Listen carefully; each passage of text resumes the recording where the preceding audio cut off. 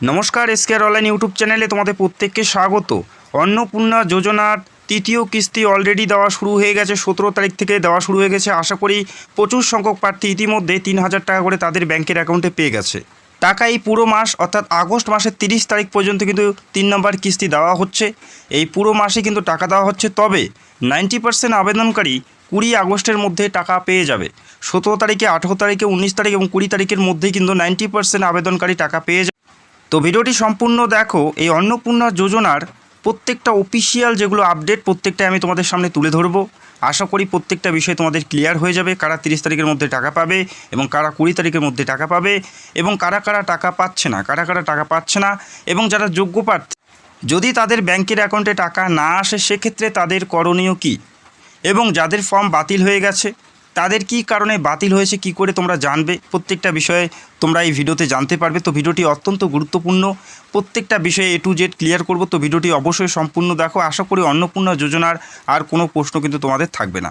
তো দেখো, মোট আবেদনকারীর সংখ্যা যদি আমরা দেখি, মোট আবেদনকারীর সংখ্যা 1,80,00,000 টোটাল, যেখানে আবেদনকারীর সংখ্যা জুলাইয়ের 10 তারিখের আগে, দেখো জুলাইয়ের 10 তারিখের আগে আবেদনের সংখ্যা, জুলাইয়ের 10 তারিখের আগে যত আবেদন পড়েছে সেটার মোট সংখ্যা হচ্ছে 1,62,00,000। এই 1,62,00,000 আবেদনকারীর ফর্ম কিন্তু ভেরিফাই করা হয়েছে, অর্থাৎ জুলাইয়ের 10 তারিখের পরে যারা অ্যাপ্লাই করেছে তাদের কিন্তু অ্যাপ্লিকেশন ফর্ম কিন্তু যাচাই করা হয়নি।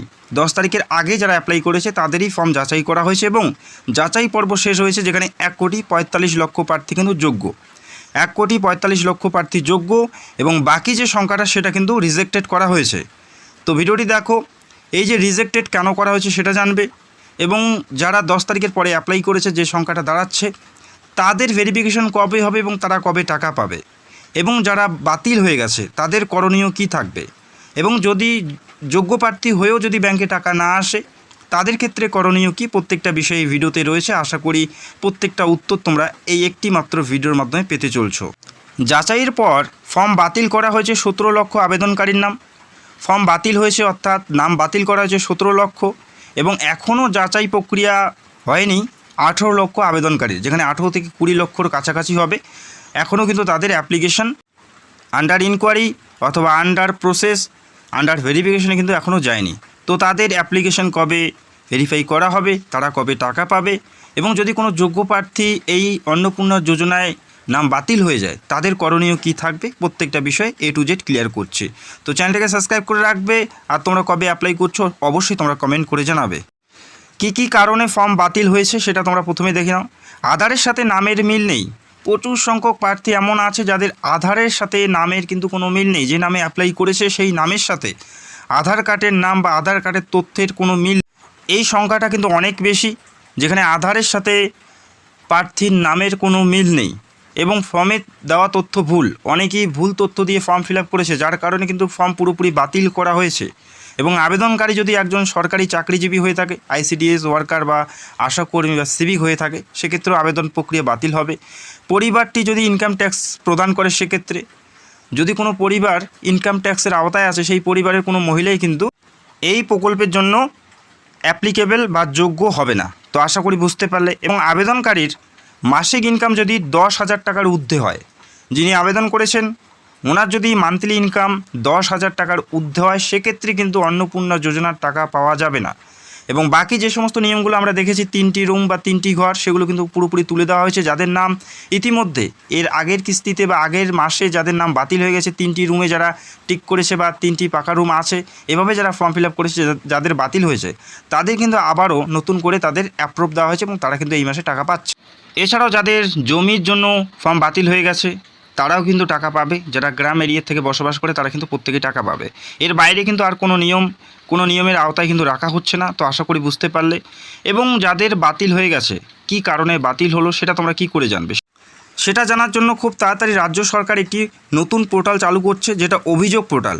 এই অভিযোগ পোর্টালে তোমাদের যে আবেদন অ্যাপ্লিকেশন নাম্বারটি রয়েছে সেই নাম্বার দিয়ে অভিযোগ করতে হবে, এবং অভিযোগ করলেই তোমাদের সেখান থেকে জানানো হবে তোমাদের অ্যাপ্লিকেশন বাতিল হওয়ার কারণ কি? যাদের অ্যাপ্লিকেশন বাতিল হবে বা হয়েছে তাদের ক্ষেত্রে কিন্তু এই অভিযোগ পোর্টালে গিয়ে তোমাদের অ্যাপ্লাই করতে হবে বা আপিল করতে হবে। সেখান থেকে জানানো হবে, অভিযোগ করার পরেই যে বাতিল হওয়ার রিজন অর্থাৎ কারণ কি সেটা কিন্তু তুলে ধরা হবে।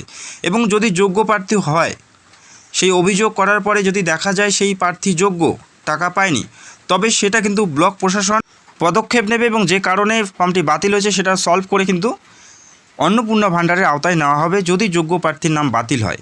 এবং যাদের নাম বাতিল হয়েছে তাদের কি কি কারণে বাতিল হয়েছে সেটা কিন্তু স্পষ্ট এখান থেকে জানানো হবে। তো এখনও পোর্টাল চালু হয়নি, তো আশা করা যাচ্ছে খুব তাড়াতাড়ি পোর্টালটি কিন্তু চালু হয়ে যাবে।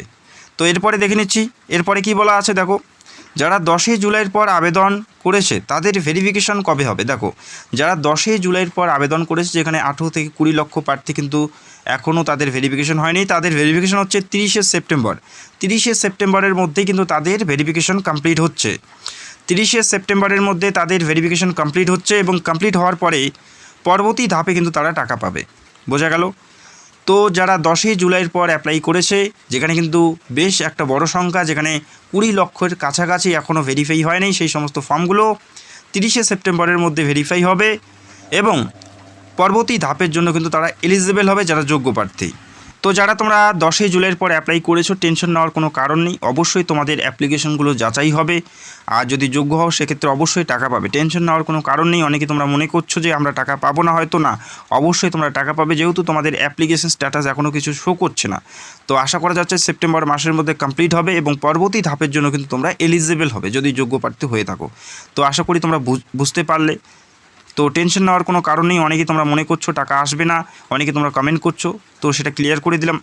দেখো, 17 থেকে 20 তারিখের মধ্যে যদি টাকা না ঢোকে সেক্ষেত্রে 30 তারিখ পর্যন্ত অবশ্যই অপেক্ষা তোমাদের করতে হবে, যেহেতু অফিসিয়ালিভাবে জানানো হয়েছে যে 30 তারিখ পর্যন্ত, আগস্টের 30 তারিখ পর্যন্ত টাকা দেওয়া হবে।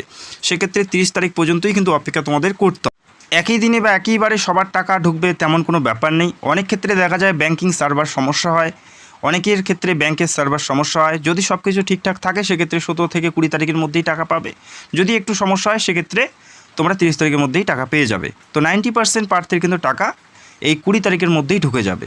তো বাদ বাকি যাদের পেন্ডিং থাকবে 30 তারিখের মধ্যে কমপ্লিট হয়ে যাবে। তো ব্যাংকিং সার্ভারে অনেক ক্ষেত্রে অনেক সমস্যা হয়, যার কারণে কিন্তু টাকা আসতে একটু সমস্যা হয়, ডিলে পেমেন্ট অনেক ক্ষেত্রে দেখা যায়। এছাড়াও নাম্বার নট রেজিস্টার, অনেকের নাম্বার কিন্তু ব্যাংকে রেজিস্টার নেই, তারা এসএমএসের অপেক্ষা করে থাকে কিন্তু এসএমএস আসে না, কিন্তু ব্যাংকে কিন্তু টাকা ক্রেডিট হয়ে যায়, অনেকের ক্ষেত্রে এটা দেখা যায়। এবং SMS service deactivate, number register আছে তবে এসএমএস যে সার্ভিস ব্যাংকের যে টাকা ক্রেডিটের সেটা কিন্তু এসএমএস অনেকেরই আসে না, কিন্তু ব্যাংকে টাকা জমা হয়ে গেছে। তো ব্যাংকিং কেওয়াইসির কারো ইনঅ্যাক্টিভ রয়েছে, সেগুলো কিন্তু তোমাদের চেক আউট করতে হবে। এবং যাদের মোবাইল নেট ব্যাংকিং রয়েছে অবশ্যই তোমাদের যে ব্যাংকের স্টেটমেন্ট সেটা ডাউনলোড করে একবার দেখে নেবে। আর যদি টাকা না আসে সেক্ষেত্রে 30 তারিখের মধ্যে যদি টাকা না আসে অবশ্যই তোমাদের যে অভিযোগ পোর্টাল সেখানে গিয়ে তোমাদের কিন্তু আপিল করতে হবে, প্রত্যেকটা তথ্য নিয়ে, তোমাদের আধার কার্ড থেকে আধার কার্ডের নাম্বার এবং অ্যাপ্লিকেশন নাম্বার সেই সমস্ত তথ্য নিয়ে কিন্তু তোমাদের আপিল করতে হবে। যদি যোগ্য হও অবশ্যই তোমরা টাকা পাবে, তেমন কোনো ব্যাপার নেই যে তোমাদের নাম বাতিল হয়ে যাবে। তো আশা করি তোমরা বুঝতে পারলে। তো ভিডিওটি দেখার জন্য অসংখ্য ধন্যবাদ। প্রত্যেকটা অফিসিয়াল আপডেট আমি তোমাদের সাথে শেয়ার করলাম, এর বাইরে কোনো তথ্য নেই। যে সমস্ত ভিডিওগুলো তোমরা দেখতে পাচ্ছ প্রত্যেকটাই গুজব ছড়াচ্ছে, সেগুলোতে কান দেবে না, অবশ্যই তোমরা ওয়েট করো 30 তারিখ পর্যন্ত। তো ভিডিওটি দেখার জন্য অসংখ্য ধন্যবাদ। চ্যানেলে নতুন হলে চ্যানেলকে সাবস্ক্রাইব করে রাখবে। Thank you so much.